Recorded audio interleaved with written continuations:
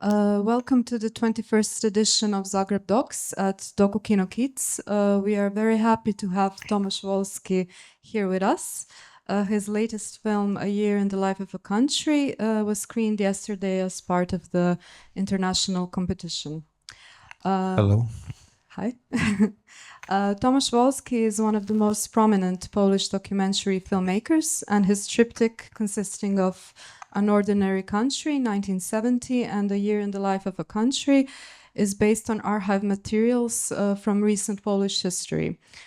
These three archive films demonstrate quite a different approaches, but all three are characterized by a powerful narrative structure and focus on the impact of politics on the lives of ordinary citizens.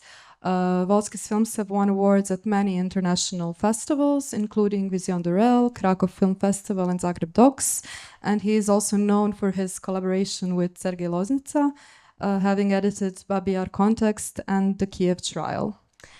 In today's masterclass, which is organized in collaboration with Restart, we will talk more about Tomasz's working process and approach to storytelling through archive materials. Tomasz, the first clips you will show us are from your third film, A Year in the Life of a Country, which is about a decisive moment in Polish history, the imposition of the martial law in 1981, and the attempt of the propagandists to discredit the opposition led by Lech Walesa and the imprisonment of the Solidarity members. I suggest we watch the first clip, and then you can tell us more about your motivation in exploring these events and the way you shifted your approach to found footage compared to your previous two films. Just a few words. It's called Masterclass, but I'm not the master, and I don't want to be class. So we are open if you have a question. If it can be, the conversation. It will be great. Yes, feel free to include any time you want. We can watch the first clip. So, A Year, clip 1.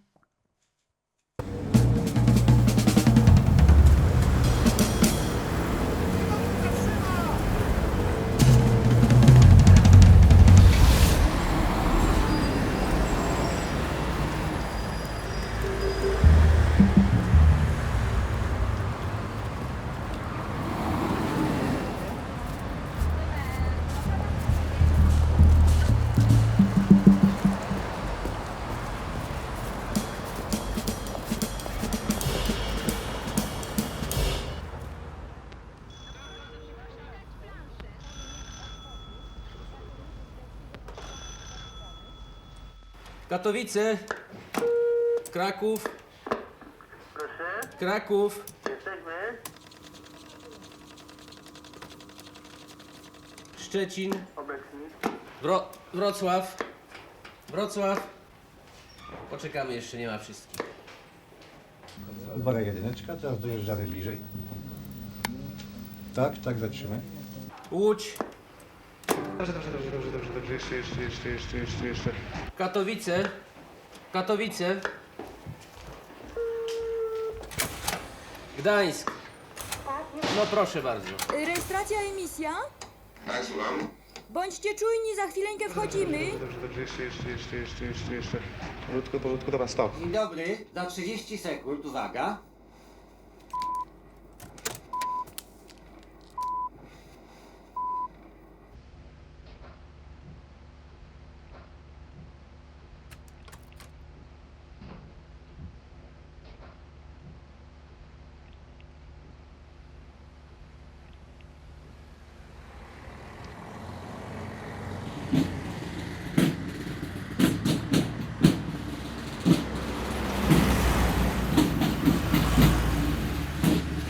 Radiowa Agencja Solidarność Gdańsk.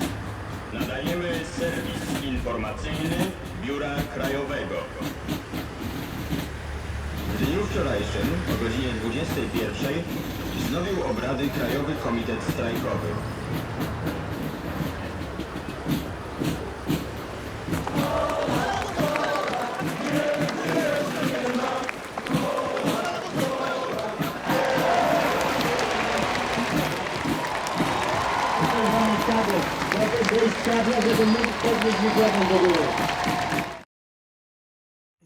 Maybe I will explain why I chose this to start with this film, because we have the conversation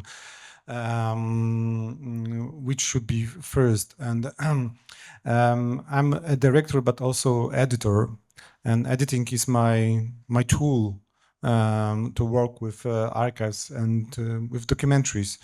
And this film, I use a main creative tool.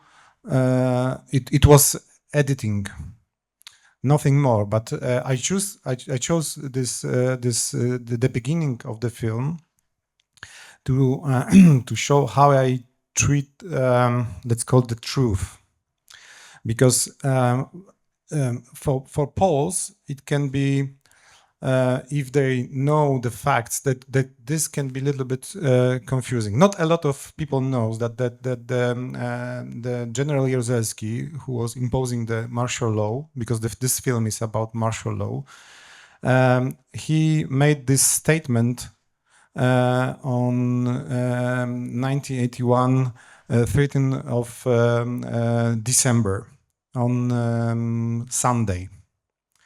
And from in the TV there was just this statement, nothing more.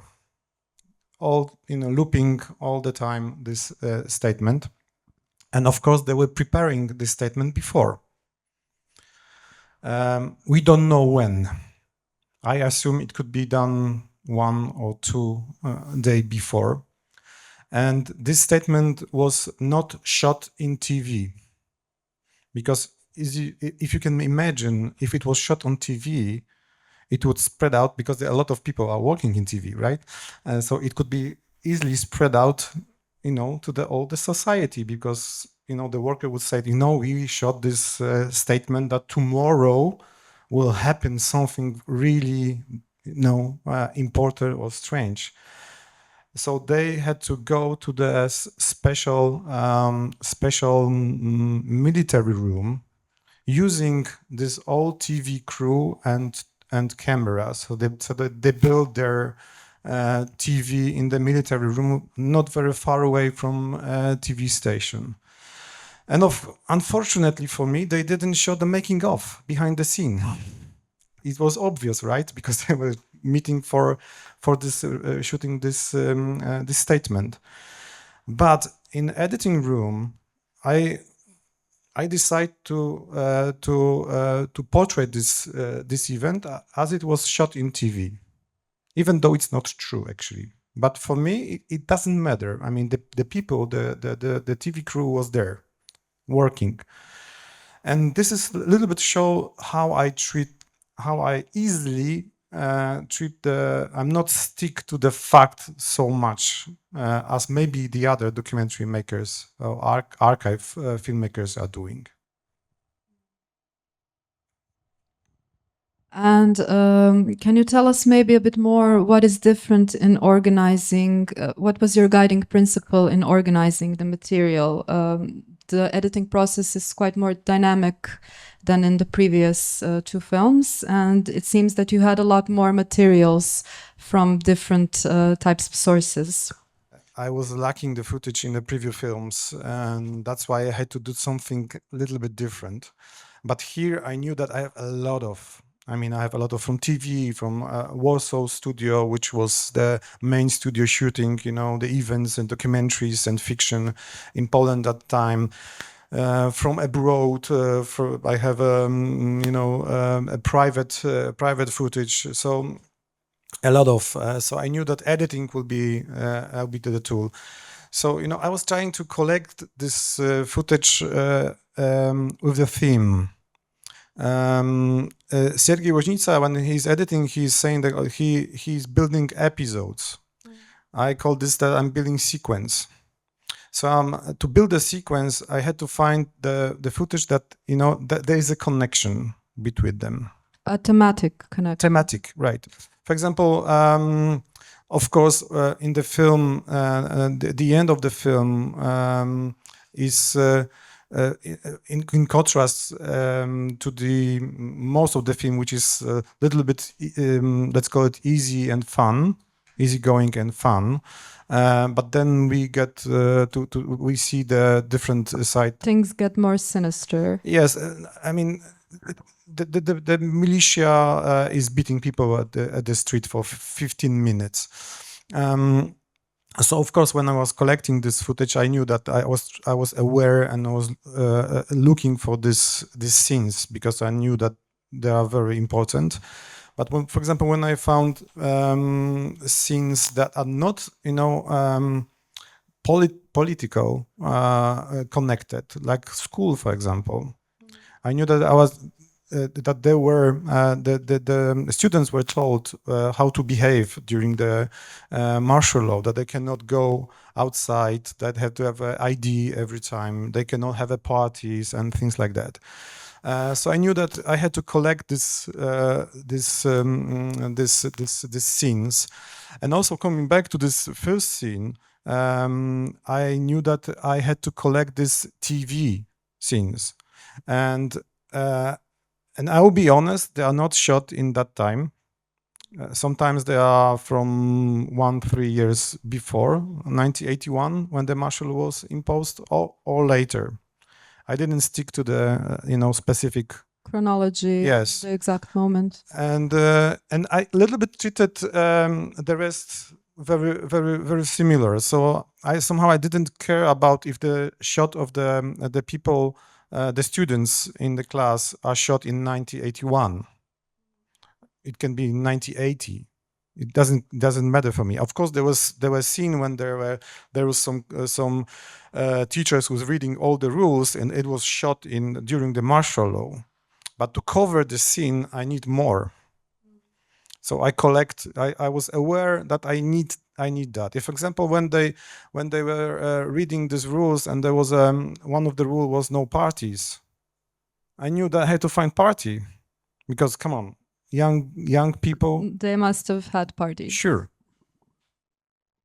Yes, and there are also a lot of different kinds of thematic sequences. There are ones about the miners, even about clearing the snow. So you're kind of... There's a propaganda sequence. I call it propaganda because there were, because we are in Poland, we are thinking that society was against the regime, against the communism, and pro-solidarity movement, and that was not true. And of course, the propaganda was using and preparing some people to tell what they want, that they are agreeing that the martial law was imposed, and that's okay, and they're happy that it's there's silence and no one is striking. And of course, there was a lot of propaganda here, and but also I thought that people were believing in that. That for sure. But is it just because they were manipulated by this propaganda, or you think it's something? No, come on. There was in the human nature, maybe. Yes, I mean, we are as a society, we are divided for many years. It didn't happen last years. I mean, I can speak about Poles. It didn't happen in Poland in last 10 years. It happened in not even 20 years. It happened 100 years ago, and we are divided. And during the communistic time, people were also divided. There were people who worked for a party, communistic party, and their family were happy about that because they have like privileges, because they were in power, they have money, they could go abroad, they had better shops. So And they were also reporting other people, which we see, for instance, in an ordinary country. Yeah, but I want to, in this sequence, this propaganda sequence, I was a little bit aware that maybe audience will not understand that might be a propaganda. That, of course, is a mixture of what people some of people were really thinking, and some of these thoughts are propaganda. So I found these miners who, he forgot what to say in front of the camera. And what we did, we What he was supposed to say. yes, and he just forgot. It's like when you are preparing for for school and you're learning by heart and you forget what to say, you are just blocked, and the guy was blocked. We with because the sound is very important for me. I like to work with sound. So I came with idea that we will record ourselves with a sound designer, Marcin Lenarczyk, who is a brilliant guy. We work with the 3 films. That we will record ourselves, like someone behind the camera telling the guy what to, whispering to remind him what he want to say. It's another creative tool. I really like sound. I always remember my feeling when I watched The Blockade of Sergei's first archive film. It was in Krakow Film Festival, and I was so amazed because he will build this whole sound world that made this archive footage so much close to me as it was happening at that time, even though it's a black and white, footage. And I made some test. I show some members of our family the footage of archive I was working without the sound, and they said they were impressed because they didn't know the footage. And then I play again with the sound that we recreated, because in almost on all of these films, if there is no synchronized sound, 100% sound recorded during the interview, the rest we recreated. Every movement, every steps, every car closing the doors and things like that, because I have a feeling that it makes you more for audience, it makes more realistic. It definitely gives atmosphere to the footage that we're seeing and brings the life to the archives. That's amazing. It brings the life. And sometimes this footage, it's I use also propaganda footage. The Polish we have this propaganda studio, and they were shooting a lot of footage, and I use it, but I always exclude the sound, because there was there was off sound, was reading something propaganda message, so I always cut it out, the sound, but then I add my sounds, follies, atmosphere. But also, unlike Loznica, you also use music in your films. There are some original compositions. Only once I think he used music with Natural History of Destruction, but before that he didn't use it. I mean, maybe that's why I'm saying he didn't, but you do. Yes, because I was like, okay, I was so admired of the Sergei's films. I didn't know him. I mean, we met before, but we have like a closer, conversation connections. So I knew his films, and I thought, okay, I cannot be a second Sergei. I have to find something mine, and I have to be honest. I didn't like music in the documentaries before. But at some point, Marcin Lenarczyk, the sound designer, proposed in the first film that we will see later, the clips from this film, An Ordinary Country, to use music. And we did it. And then the next films, the 3 films, I also use music, but completely different one.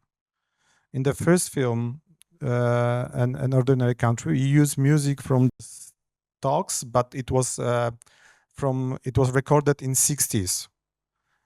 We were really want to find this music that was recorded with the 60 tools, instruments, very experimental, analog experimental. Yes. And in 1970, Marcin made a concert, because he's playing with vinyls, and he invited his friend who is guitarist, and they made a concert that was inspired by the events of 1970s. And then he mixed this, and he added and play with it. So he made a completely different soundscapes with that music. And with the film, the last one here is the year of life of the country. I want to have something little bit different.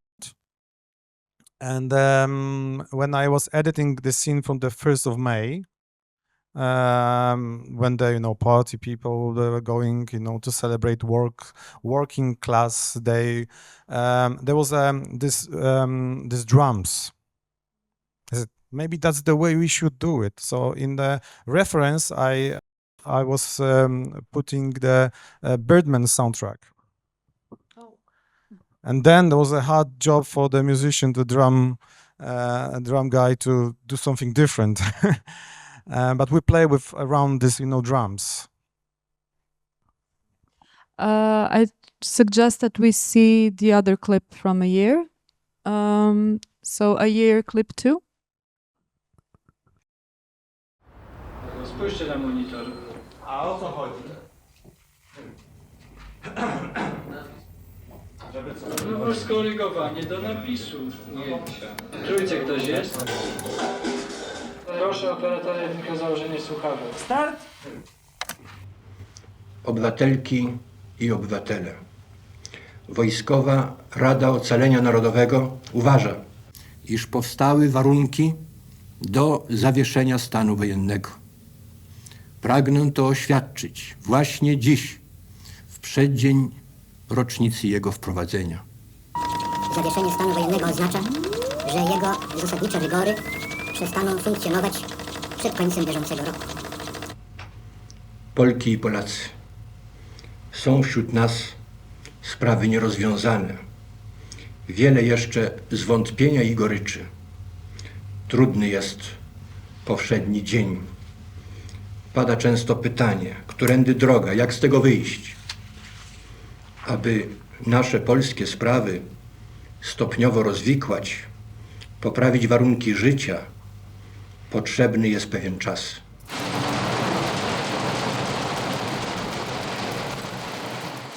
Potrzebna wytężona praca, potrzebne wzajemne zaufanie. Sprostaliśmy godzinie narodowej próby. Sprostamy zadaniom przyszłości. So you are saying that even though martial law is lifted, it'll make no difference to your life.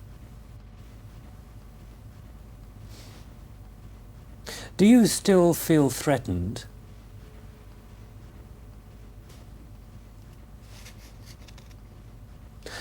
How now do you see the future in Poland?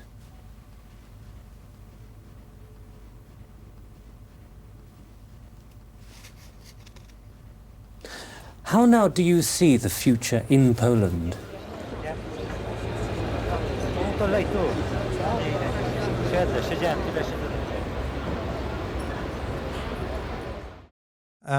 In the film, there are scenes that are found with British journalist who came to Poland to to cover the martial law, and he appears a few times in the film, so we know the audience should know who this guy is.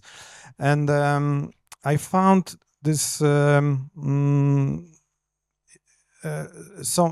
there wasn't, I mean, he shot some interviews, but I found the one footage that was only himself. I mean, I imagined that he had one camera. It wasn't like here, like you have two cameras and we can cover both of us.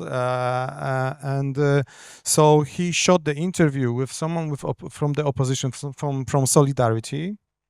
And when the guy left, he turned the camera to himself, and he shot the questions. And what remains is just the questions. I don't know who he was talking to. And I found these questions, and I was like, oh, that should be the question asked. Not all of them, of course, but some of them, I thought that they should be asked to the General Jaruzelski, who imposed the martial law.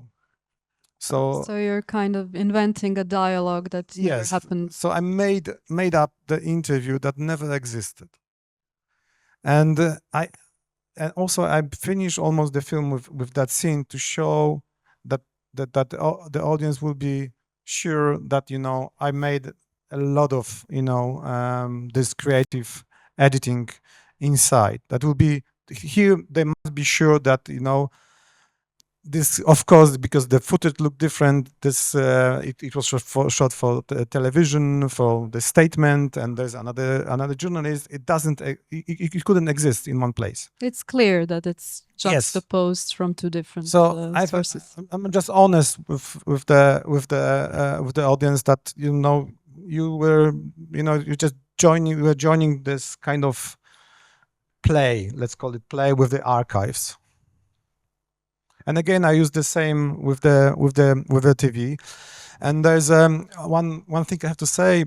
It was little bit problematic in Polish TV when they saw the scene, the first and the last one, and because they knew, because mostly the footage is from TV archive, and they say no, but these guys were not working at that time, and we might have a problem with that because it's traumatic, event that they could go to court and sue the TV, saying, "Well, we were not shooting General Jaruzelski at that time. You made a propaganda somehow. You lied." So of course I knew that, and I knew that I had to do something with that. So I little bit use AI to change, the faces and to add birds and to remove hairs or add hairs. Some people said they were not recognizable as they were in the original footage. I think we can move to your second film, 1970. Which takes as its basis the audio recordings of the actual communist crisis team, tasked to figure out how to avoid a repeat of the Prague uprising and subsequent Soviet invasion. So the film's logline calls 1970 a story about a rebellion, but told from the perspective of the oppressors. So what inspired you to give these ruthless bureaucrats screen time? It's first of all, I find this footage in the Polish archive that collects all the communistic archives that connect. It's the Institute of National Remembrance. Yes, and this institution is being avoided by my colleagues because it's very. The politics are, trying to control it, and there are propaganda. The Law and Justice Party was quite yes, and manipulating it. There are, let's call them documentary makers. I would rather call them propaganda makers who are using this footage, to show the Lech Wałęsa, for example, was a collaborator of communist regime, and they found, in this secret service documents, proofs for that, and they're making films about it. Or maybe for the other, opposition who are now present, and they wanna, show the different face of them. So basically, it's like. That was the institution that was avoided, really avoided by the documentary makers. But I said at one point I will go there. I will see what's going on there. What can I find? And I found footage for the first film that we will see later, An Ordinary Country. But at the same time, I found this phone conversation between the quarter in Warsaw during the events in 1970 in December, when the strikers, the workers, when striking, they were on the street because of the food prices of the food that went up. I didn't agree with that. And but there was also no food to begin with. There was no food, and even though there was food, it was so expensive, and they could not afford that. And it happened before the Christmas. And I found this footage, and I thought at the beginning that would be the part of an ordinary country, but then I realized it doesn't fit completely. And I remember that when I finished An Ordinary Country, I remember that I have this footage, but I didn't know what to do with it, because there's just a phone conversation.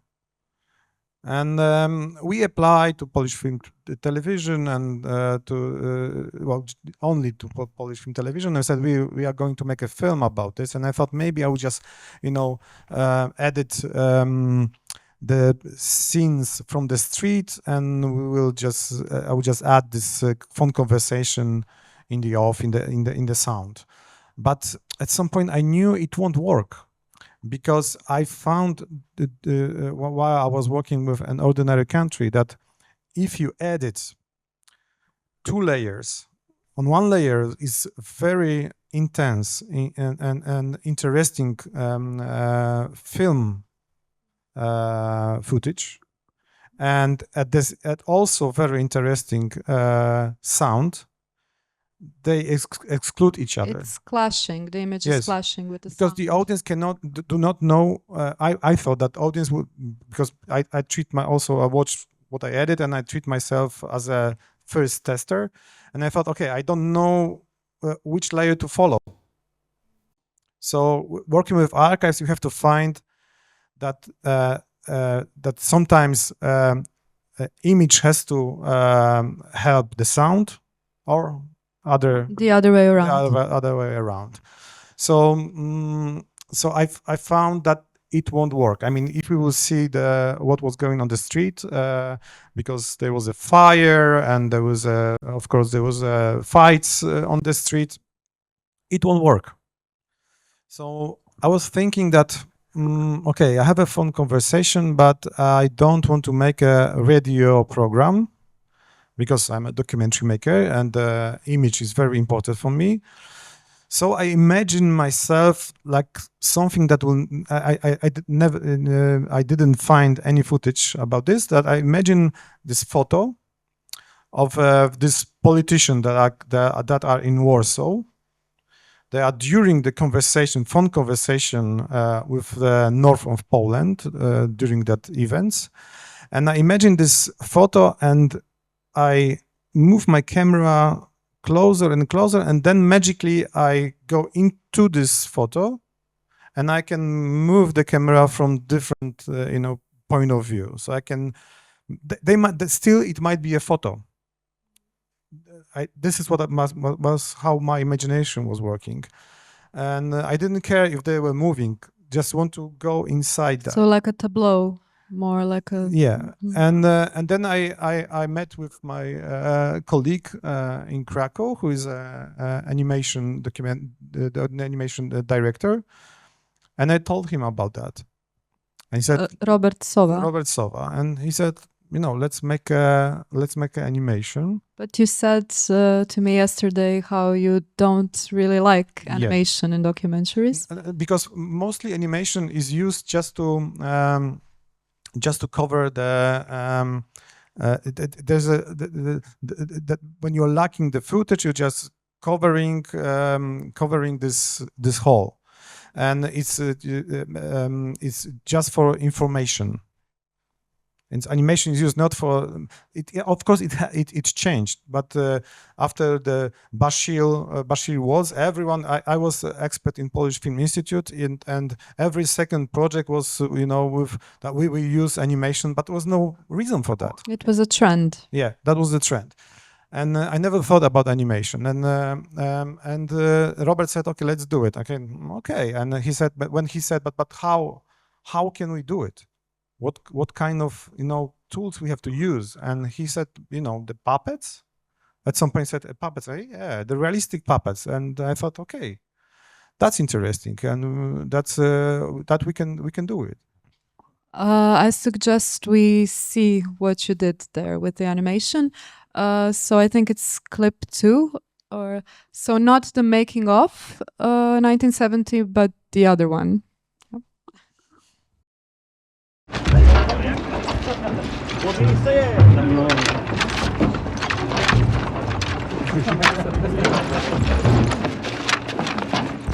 No, nie do telewizji. Będziemy skakać.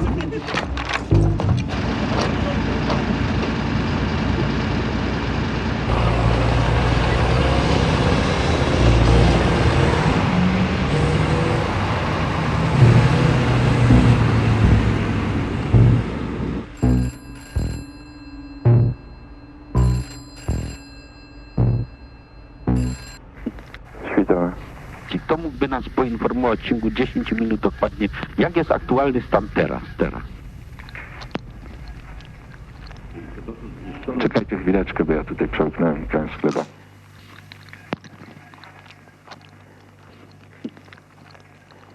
Więc jeżeli chodzi o ogólną ocenę sytuacji, sytuacja jest bardzo krytyczna. Jest około, według oceny towarzyszy, zgromadzonych około 50 000 ludzi w rejonach Komitetu Wojewódzkiego, tak?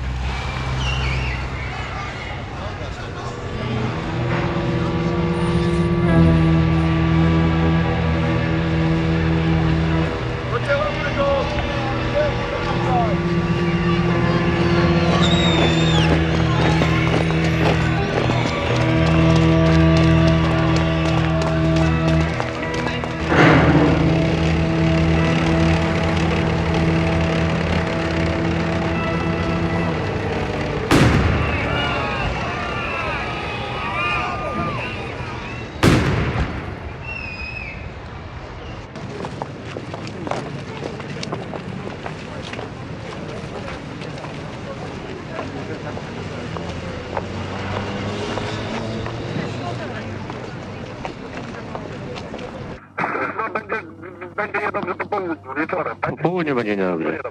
No do tego czasu my już wszystkie siły do ciebie przerzucimy, więc dostajesz całą piłę. Tak, ta cała piła to jest 500 osób. Gromadzimy ci też środki chemiczne i podeślemy następną partię. Pietrzak, towarzyszu Zabawski, ty drukujesz już te ulotki, prawda? Robi się oni, już by było jakieś 20 000, ale oni poprawki Kosicki przyjechał, zrobił. Także za 10 minut pójdzie i będzie co godzinę po 30 000 wyskakiwało. Jak będziesz miał tylko pierwszą partię gotową, daj znać, rzucamy samolot i leci do Gdańska.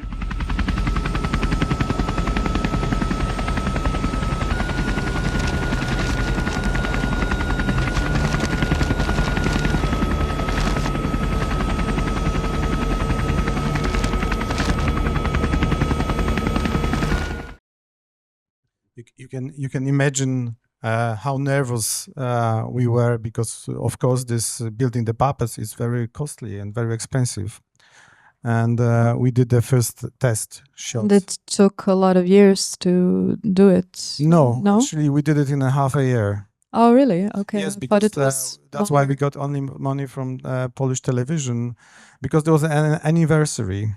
Well, you know, that's funny, because I was going with Anya, who's a producer, and she's here. We are going to Polish television for, I think, for maybe 2 or 3 years, presenting this project. I said, I have this footage and I want to make a film about this. I said, yeah, that's very interesting. But then, as usual in Poland, in Polish television, there was a change and people were fired, and there came another people who were responsible for documentary in Polish television. And we came again and said, we have this project, and said, yeah, great, let's do it. And then they were fired. And we said, okay, they don't want to do it. And then they just called Anya and said, we will give you money for the film, but you have to make it for the anniversary. And said, like, in a half a year, archive film. And at that point, I didn't know about the puppets, because the idea came later. And then we were thinking about this project and said, okay, but we have to do, build the puppets. And still we have the same time, half a year to do it. And we said, yeah, let's do it. And actually the film was premiere at the anniversary. And we brought the copy 1 hour before the screening, the broadcasting. Wow. So we're really stressed for time. Very stressful, not only for us but also for the guys who are in charge of documentary department. But the puppets really seem very meticulously made. Yes, we didn't know if it will fit to the, because when you think about at first your first thoughts when you think about the puppets and the animation, puppet animation and archives, they don't go along together. It's completely different, two different words. But they are two different worlds. They are, but somehow then we were thinking that it's exactly what happened. I mean, these guys, the politicians who were in Warsaw, and what was going on in Gdańsk, Gdynia, Sopot, on the north of Poland, they are totally two different worlds. And even though we thought that maybe all the film will be black and white, but then we decided no, that would be color. And that's why we in animation we add a lot of food on the table. Yeah, I was gonna say they're constantly eating, Yes. Drinking, smoking. And these two words worked In the middle of this crisis. Because on the black and white footage we see people fighting for food, and here on the other side The people, opulence. Yeah, they have everything. They don't care about this. So yeah, I thought that it will work, and I think it works somehow. Should we see the making of scene? Yes. Yes. So 1970 making of.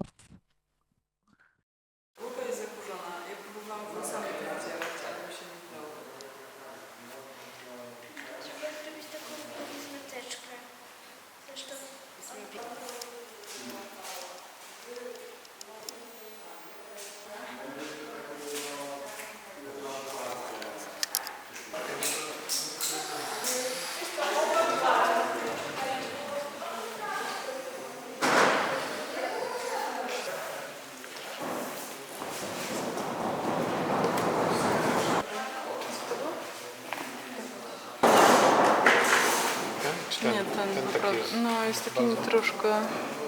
Tamta za tym krzakiem.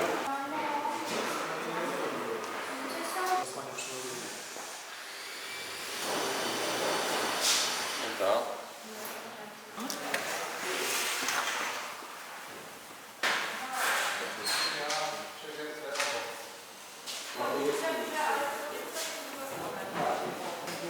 Co się stało z tego?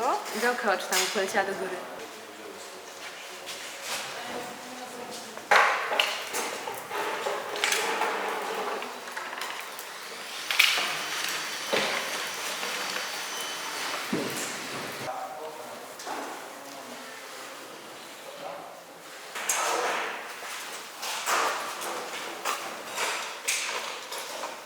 Montowali tą ścianę, no bo ściana nam nie jest w jakimś sensie potrzebna. Do telewizora potem i tak będziemy musieli...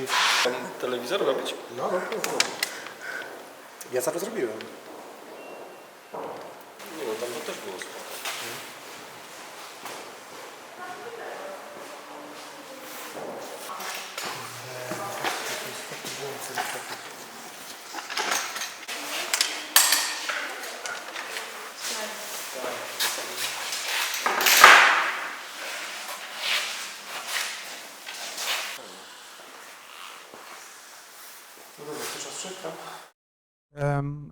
This animation is two different kind of animation. One is just animation. I mean, Robert was animating the puppets, and the other is live action animation. It means there's no animation.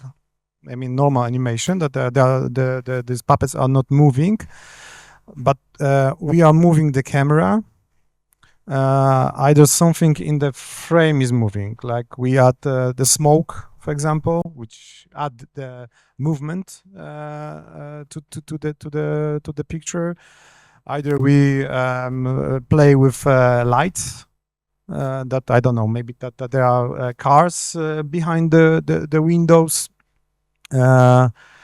we use the sliders to move the camera, so that I think there were no static shots.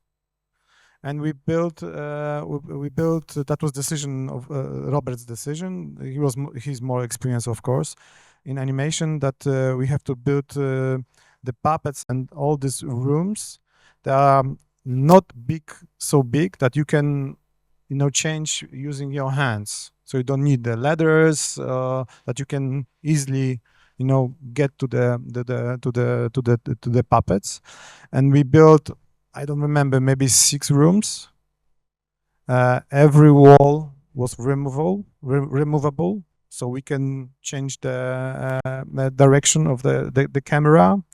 We could join them together to make so we can move from one room to the other room, or we can make one bigger room. We could also change the interior of this room, so it will be a different one.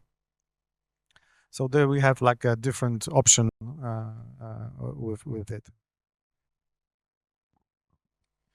And let us go back to the first part of your triptych, An Ordinary Country, which examines the life of a common citizen under surveillance. And the film is almost entirely based on audio recordings of rather banal phone conversations and bizarre interrogations conducted by the secret services. So essentially, again, you had sound but no image.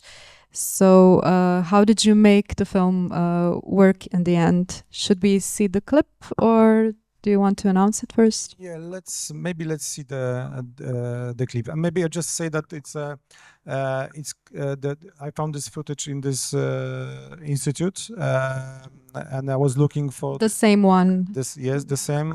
The collecting the communist archives, and my idea was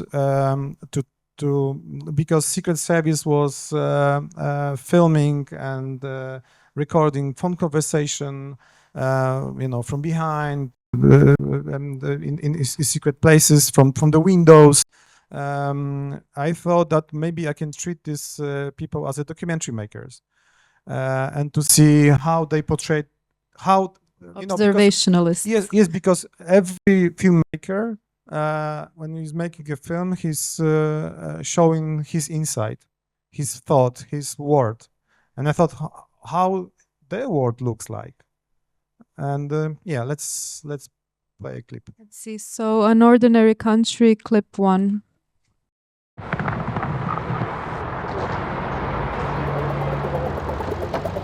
624 Dwoście. 624 na 629. Zgłasza się. No ja już tam jadę do ciebie. 42 na 624. Zgłaszam się. Sprawdź mi kierowcę. Leszek 52. 624.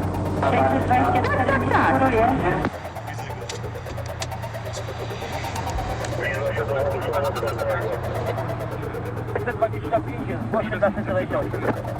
Zgłaszam się. I tak dalej, że trzeba tę mordę temu radiu odkręcić.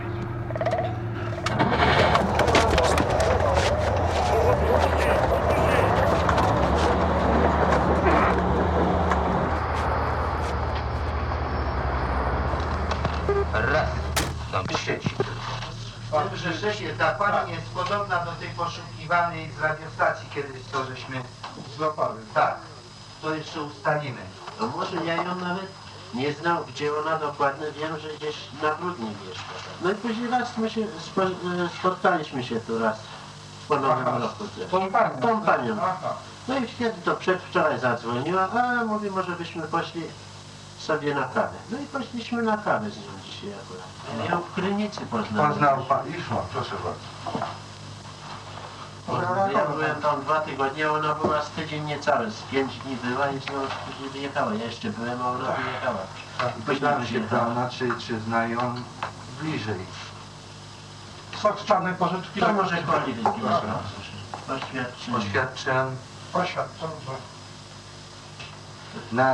W parku, Niech pan opisze tak, jak pan to zna. No. Tak, no po co ja będę panu dyktował? Na kolance, w blasku, koło.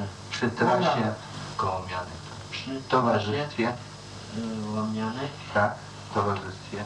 Do łomianek udałem się w celu. No krótko, no, w sprawach intymnych, towarzyskich. W jakim celu się pan tam? No wyjechać. Czego tam wyjechać w to, żeby się przejechać na no jak to powiedzieć? Mówmy po męsku, w jakiej sprawie pana? Panie Henryku, ja nie jestem zakonnikiem, ani pan nie jest dzieckiem. Jeśli mamy rozmawiać szczerze, to mówmy szczerze. No jak to powiedzieć, bo to wiemy, że to... No wiem, na czasach pan był, poznał pan dziewoje. Czasy sprzyjają. Tam koledzy mi mówili, że była scena ewangelii. Trzeba było jednoznacznie to stwierdzić.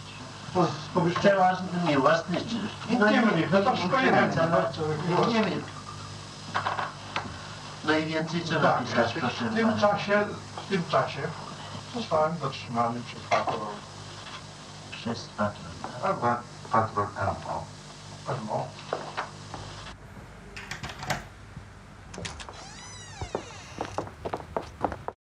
Yeah, so I had similar situation to what happened after, actually, in terms of chronology, when I found this footage from 1970. I have a sound.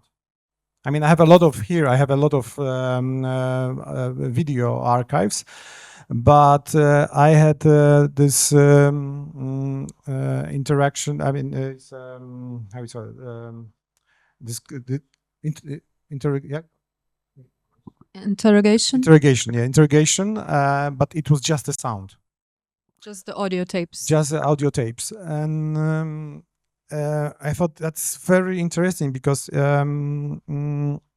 basically it shows all the mechanism, how they blackmail this guy. All this, I could see the whole process, every steps, how they made this guy to sign a document. And I thought that's very interesting and tells a lot about the times and about how this secret service officers worked. And I wanted to use it, but again, no video, no image. So I said, okay, what I'm doing with archive footage that have no sound, I add sound. Like in every other films, like Sergei is doing, we are just adding some. It's not true. Come on, we are adding these steps. We are adding, these atmospheres, street, cars. That's our creative tool to fill this gap. And so I thought, okay, so I can do the same with the image. I have sound. So I shot these interrogations with 2 actors and 1 amateur. So you did a reenactment, basically. Yes, I saw some footage that was from similar situation, but they were not so much interesting as this one. So I knew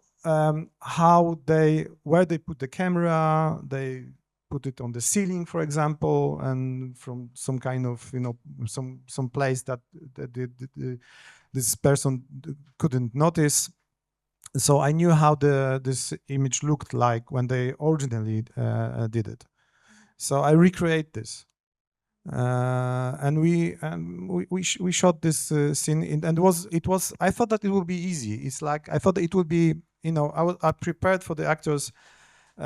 Transcription of the dialogues, and I thought it would be like when you're driving a car and you're singing the song. I mean, you're tuning on the radio and you have a song, you know the words, and it's like this. But then I realized it's not so easy because the language is different, and you have to be in a song. You have rhythm. There is no rhythm in this conversation, so we have to loop 1 minute and to play again, and then I synchronize some of the audio to the image, so it doesn't look out of sync.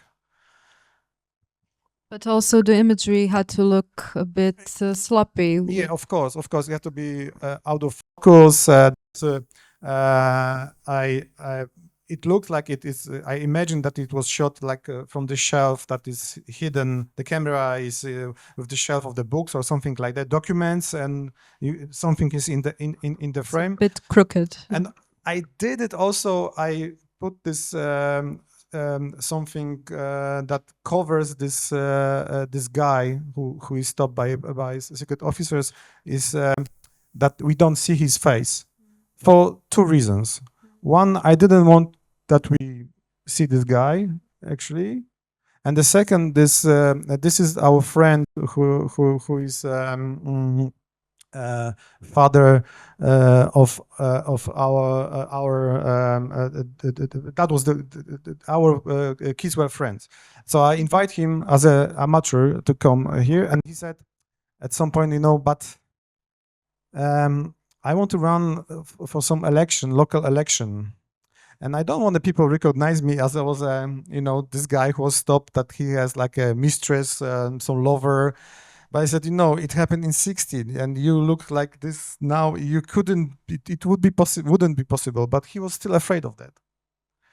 So I, made this something that was covering his face. But also, I think if I would find such a footage with a real person that was shot by Secret Service officers, you wouldn't use it. I wouldn't use it because it's maybe also... I would use it, but I'll make some other things to destroy this image that we will not so we recognize. Cannot identify the people who are being filmed. Yes, which is really an ethical decision. Yes, I mean it's both. I had to do it somehow to make an image, and also from ethical reason. But I did. I think, of course, the 1970 was later, but I think I did exactly the same. But except with 1970, I used puppets instead of actors. But you said that this is also because these politicians were very recognizable with their faces. Yes, it would. So it wouldn't look so authentic if you used. Yeah. It wouldn't work, even though this in 1970s this politics why they're calling with these conversations that I found that even though they are not well recognizable in Poland, some people might remember. So I couldn't just put the actors there, because that will be fake, that people will see immediately. But I didn't want it. The same here. I didn't want audience to think what I done, what tools I use. I mean, there's in the credits there is the information that there are creative shots. We use actors but during the film, not hiding it. I'm not hiding this. I always tell the truth how I work with that, because I think for me film is even documentary is not the truth. It's we use different tools. We manipulate the image. We manipulate the sound. It's always creation. We create the world that do not exist anymore, and and it's not the truth. Even if you shot the camera, it's a version of the truth. Yes, of course. So and I feel I don't stick to the truth at all. Do you want us to show the other clip from Ordinary Country as well? Yes, it's also similar situation, but with a little bit different approach. I will explain this later. It's also staged.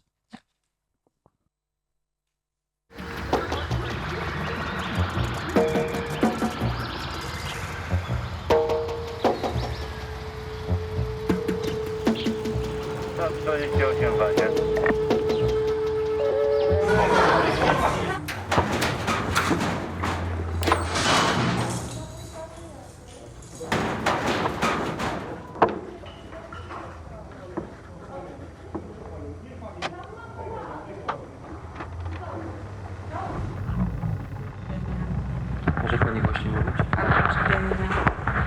Mąż pani jest gdzie zatrudniony? Polskiej linii oceanicznej.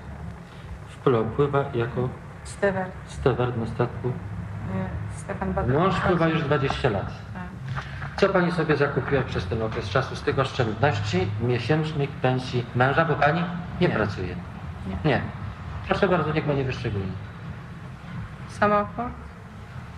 Samochód osobowy, ile pani płaciła? 180 000. Tak, remont. Czego? Remont tego domu, tej willi. 100 000. Tak. Radio? Radio 1800. 2500 pani podała. Bo pralka to 1800 zł. Za lodówkę ile pani zapłaciła? 10. Odkurzacz? 1500. Froterka? 700 zł. Tak, i 2 futra, cyrka gdzieś ile? 9000. Jak się kształtują pani wydatki na artykuły spożywcze? Ile pani kupuje chleba? No 1 na 2 dni. 1 na 2 dni, tak? To jest duży chleb czy mały? No kilowy. Kilogramowy, tak? Ile pani masła kupuje, powiedzmy, w przeciągu jednego Nie tygodnia? zawsze masło, nieraz i margaryny kupuję. Tak, więc ile kupuje pani margaryny miesięcznie? Miesięcznie. Tygodniowo, przepraszam, w tygodniu. Tygodniowo, no ja wiem. Może 2 kostki, może kostkę. 2 kostki. No nie zależy, tak? wie. Czy kupuje pani także wędlinę? Kupuję od czasu do czasu. Mleko? Też. Mięso? Na obiad? Od czasu do czasu, czy często? No. Nie zawsze, bo dzieci lubią i nabiał. No ale powiedzmy, ile razy w tygodniu pani ma obiad mięsa? No 2 razy w tygodniu nie jest mięso. Jakie pani mięso kupuje? Jak najtańsze. Najtańsze, więc jakie to jest jako najtańsze mięso? Bo ja się Żeberka. Żeberka, tak? No, niech będzie. Boczek. Boczek, tak. I to wszystko, proszę pani, z tych oszczędności z pensji męża, tak? No, tak, Ale czy na pewno? na pewno. Tak? No jasne. To, o czym tu rozmawiamy, proszę pani, jest nagrane na taśmie magnetofonowej i w razie potrzeby będzie służyło w sądzie jako dowód do sprawy. Pani to podtrzymuje? No, podtrzymuję.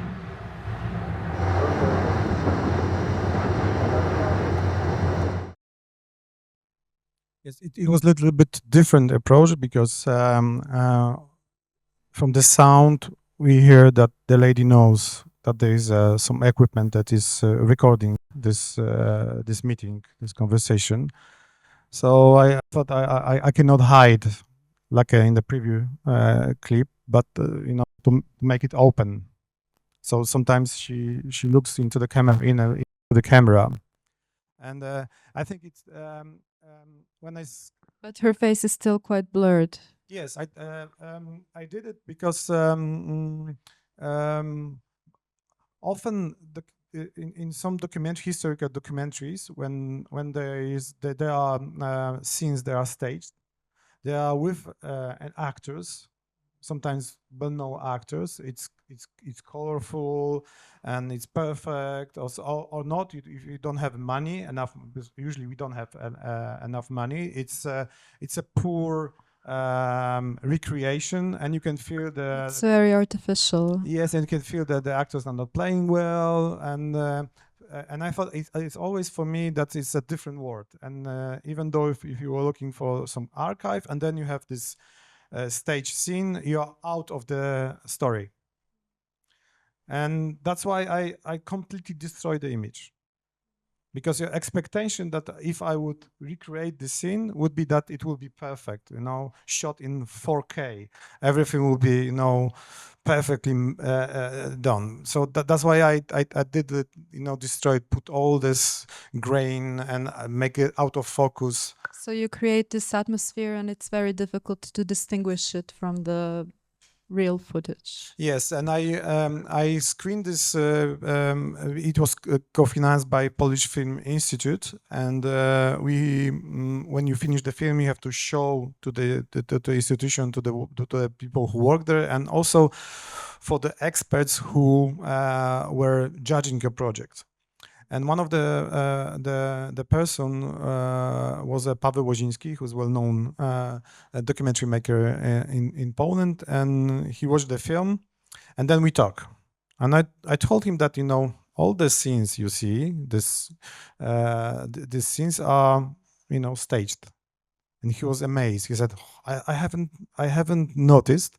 Even documentary maker didn't notice it. And he said something that's very clever. He said, that's now I know why, in which way the actors are lying. They are not truth. Where it is not truth, where the actors are lying. It's the sound of the voice. Because here you have a archive sound. This conversation is real.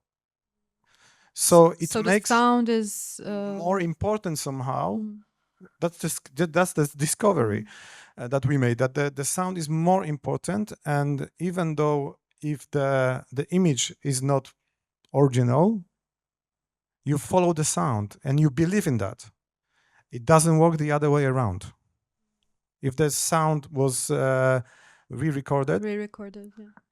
It wouldn't work. I mean, few things we are doing this. For example, in the shots we saw of the beginning of a year in the life of the country, when the tanks are the people are running. So we reshoot some dialogues of the people, and we do it. But that's the dialogues you don't hear correctly. No, they are not so clear. And you can do this, and it makes also this footage more realistic, but a bit more like background. Yes, but if you sound bites. Yes, exactly. If you would recreate this scene the other way around, if we had a image, the video, and we had for some reason transcription of dialogues, and we will make with actors, it will be really hard to convince audience that that's real situation that happened. Okay, we're running a little out of time. So if there are questions. Yes, I was gonna ask if the audience maybe wants to ask something at this point. Yeah, Dora? Just wait for the mic, please. For the recording. Okay. Hello. And thank you for the conversation. I was wondering, so your work is quite conceptual in its essence, because many archival films are more strongly attached to telling a story in a chronological order of historical or some personal narratives, stuff like this. And your films always have an idea, like, for example, you said, I wanted to show the perspective of the spies, etc., etc. So I was wondering, when does this idea come to your mind? Like, do you see a piece of archive which makes you think, this would be interesting to see from this perspective? Or do you gather some archives at first and then this idea develops while you're working them? And also, in which way, since I am an editor, so maybe my question is a little bit too meticulous for the audience, but in which way do you organize the stuff you work with? Like, because in archives you can see the image and the sound in many, many different ways. So that's it.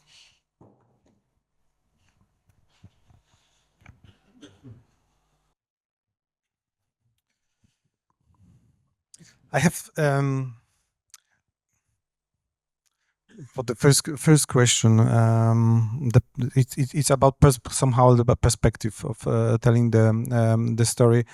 You know, when I started to make the archive films, I was aware what happened before I started to work on archives, and I knew that no one done such a film that will be collection of, for example, collection of Secret Service footage that we see the world from their perspective.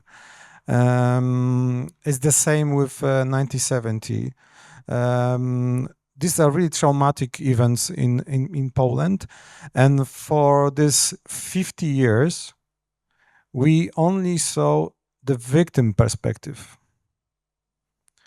And I thought that it's interesting when we see from the other side, that from the people who decide to shoot people, you know, I'm trying always to find. I think it's more a psychological thing that I'm trying to always trying to find the other side of the story, to see from a different perspective that no one ever was watching, and I think it also happened before, because I was before archives. I was shooting, let's call them observational, maybe not cinema verite, but you know, the camera. I placed the camera and was wait a lot, shooting a lot, and always making film that was somehow about places that you know very well, like hospital, like registry office, like handicapped people. But I was always looking for this surprising point of view. That, for example, in registry office, we have experience. We experience a lot of. But you have to deal with, go to some kind of institution, and you have to deal with these ladies who works on the other side of the counter, and they are not pleasure. They are. They don't want to help you. They, you know, they give you a lot of. They're rude. They give you. You have to come back a few times because you don't have this and that. And I thought, okay, maybe I can find a nice one. And that was registry office. That you come to register your the birth of your child, your marriage or death. And that's a circle of life. And I need the ladies who really want to talk and are pleasant to the people who are coming there, because I knew that I need to hear the stories. And well, I had to combine two buildings in Krakow to have 4 persons like this in the big registry office. But I found them. It's the same with the hospital. I found doctors who, if I would be in hospital, I would like to meet them. I was doing some kind of casting, not like in a fiction film that you cast. You know, you call the actors to come. I was going to hospital for 4 months, almost every day. To meet with them, to spend the day with them, to see how they deal with a patient, you know, and I found really nice doctors, surgeons, clever, funny, that you want to watch at them. Mostly we think about, you know, the hospitals are places we want to avoid, and doctors are not pleasant again. So, you know, I'm trying every time to look from the different perspective. And also about the martial law. The martial law is something like, I said that everything is thinking in Poland that, you know, everyone was against that. I said, no, not everyone. Let's show that not everyone. For example, when we screened this film in Polish television, they said that we have to cut the scene from New Year's Eve when there's a party during the martial law, because one of the guys said, no, it was a martial law. It was a sad thing. People were not having fun. I said, I don't believe people should have. I mean, I strongly believe that people have fun. I don't remember because I'm too young to remember that, and I have fun during this. I was 4 at that time, so I don't remember. But I thought that people were having fun, and during the screening of the film, they came the audience that we have like a 1 hour or 2 hour conversation after the screening, because it's so close to their heart. This, what happened? The people are so open to, you know, to talk, and I heard so many times that people were having fun, and they have a party at that time. So I'm constantly looking from the different perspective, and I think it's my generation is for my generation it's time to look at the history from different perspective, not only victims. I'm really interested in politics who are responsible for the tragic. Very interested in Secret Service officers, who they were, who they are today, because no one cares about them actually. And your second question: how do I collect this? How do I deal with the editing? You know, I always have a big mess, unfortunately. Big mess. Sometimes I spend like an hour to find the footage. I remember I saw something I really need, but I don't know where is it. Of course, I try to make the these folders that I put this thematically shots, and I try to collect and to put this footage on the shelf to know where to look at them, but it's not possible, because sometimes you think that if you have like hours of footage and you think that it won't be useful, but then you realize that I have to find because I want to use it right now, but then you cannot. So you spend a lot of time searching for that in your footage. But basically, I try. The more I work with archives, I try to to put this on the shelf, so I know which shelf to grab. Are there any more questions, perhaps? I was also going to ask, in which way do you think your films, even though they talk about the past, how do they relate to the current political situation in Poland? And do you think that these archives hold important lessons for the future? The last question is simple. Yes, they are, but no one takes these lessons. That's the thing. We do not learn from the past, unfortunately. You know, history repeats itself. It's normal. We are making the same mistakes as our parents. Maybe a little bit different, but basically we could say the same. And you don't think that what is the role of the films in this situation? You know, to show that something similar already happened, and we are not experiencing something new, and we should be prepared. We should be warned. Even though it won't help. You know, I don't think the documentary worked that way. Films doesn't work like that. Films can change the audience for 5 minutes, maybe 1 hour, and you feel sad or you're happy after watching the film. But I don't think it changed a lot.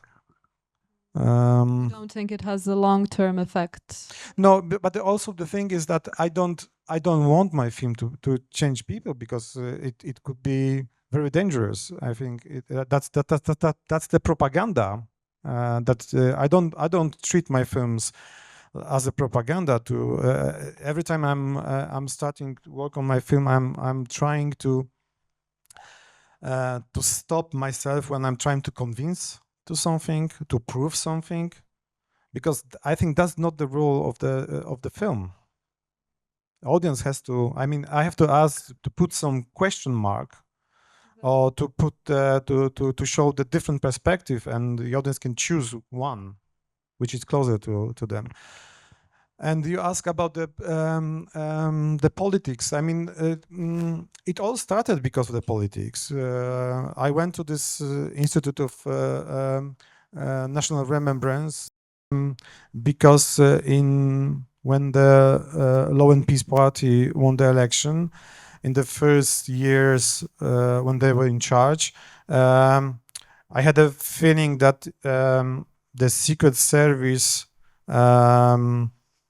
is trying to get so much information about our private life, to control us. To control, yeah. To control.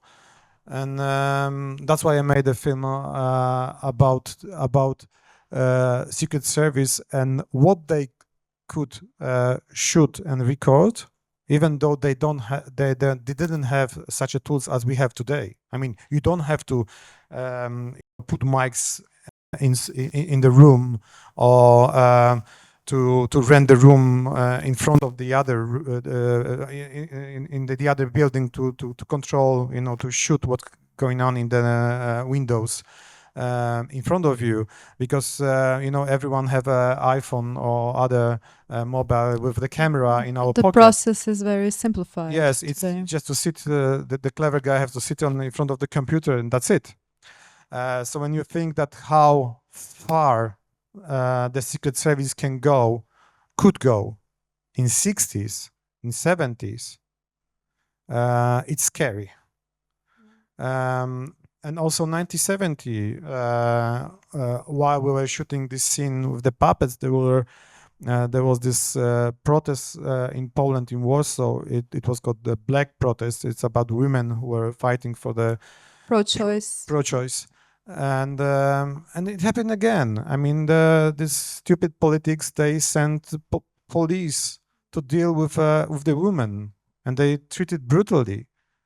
And the film is about it, that the politics do not talk to society. I mean, the society said, we do not agree with something. We want to change. The distance between the decision makers and the citizens. Yeah. And it's the same with the martial law. I mean, for me, the reason to make this film was to show how the country became caricature of a country. The country that doesn't work totally. That is a big mess. And because I thought that with a peace party in Poland, we are going to that direction somehow. For a different reason, because they were not good politics. Others are not better. They were worse, but it didn't work totally. Different fields of our life that time. Okay. I suggest we have a bit more time, so maybe to end, we can watch the clip from your latest film, The Big Chief, which will premiere in a few days at Vision de Rel.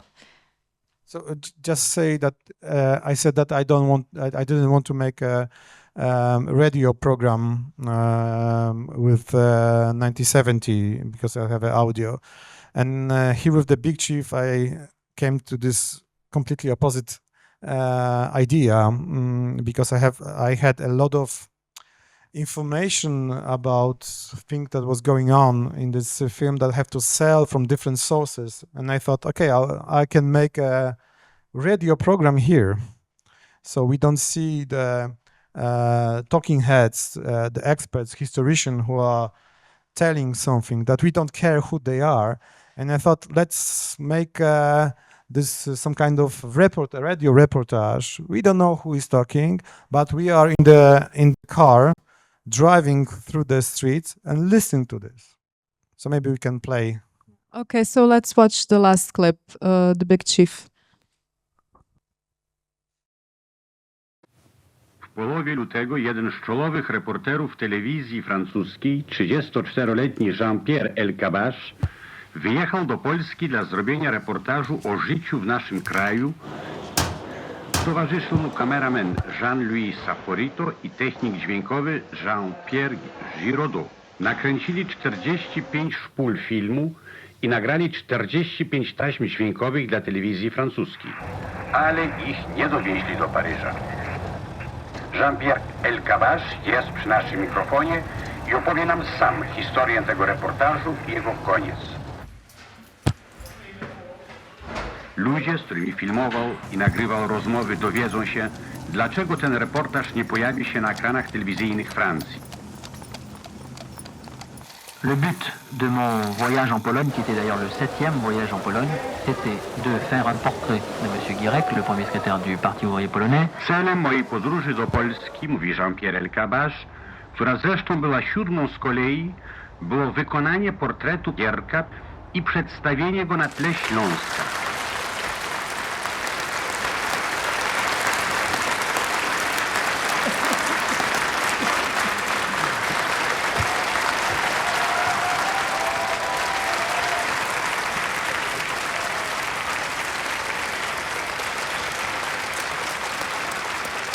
osiągnięty poziom rozwoju kraju otwiera nowe perspektywy, kształtuje nowe aspiracje społeczne, stawia przed nami jako partią nowe zadania.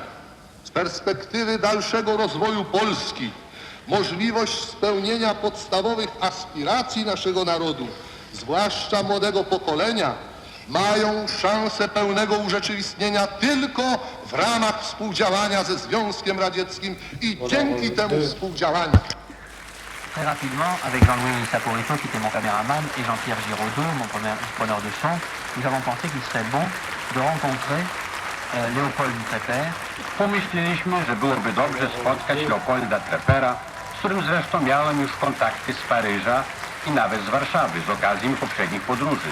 I nie miałem z tego powodu najmniejszej historii. Powoli zrozumie pan jednak, co oznacza taki kontakt.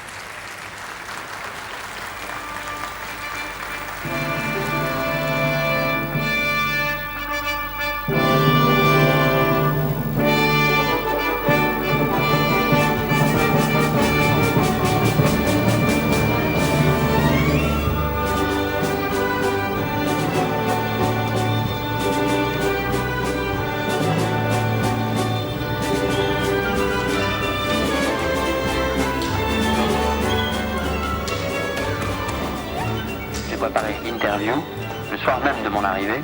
Wieczorem w dniu mego przybycia przygotowałem wywiad na dzień następny i nakręciliśmy ten wywiad w ciągu 3,5 godzin.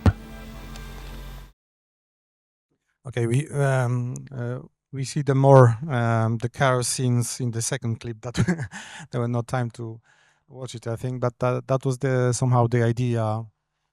How to avoid a lot of information that we see from different sources, and I thought that that's not important who is talking, and that's the very complicated story about Leopold Trepper, who was a Polish Jew, who in 1968 was in prison in Poland. In prison, and he was not allowed to leave Poland, even though during the anti-Semite campaign, Polish government forced about 30,000 Jewish people to leave Poland, but he was not allowed to because of his past. They were really afraid of him. So it's kind of a spy thriller. Yes, it is. It is a little spy thriller because Leopold Trepper was the chief of the biggest spy network during the World War II. That was called the Red Orchestra, and for some reason, French guys were really care of him in this 70s, and really were trying to help him to go. To leave Poland because all his family left. But they didn't know that he's constantly watched by Secret Service officers. 4 officers every 8 hours changed, and every phone conversation was listened by them, and they were making photos every time he moved even to sanatorium to cure his health. So didn't know that, so they shot the interview that was confiscated by Secret Service officers, and they were told that it was destroyed, but it wasn't destroyed. I found this after 40 years. Well, unfortunately, we have to wrap up this conversation. Thank you, Tomasz, and good luck with your new projects. Thank you.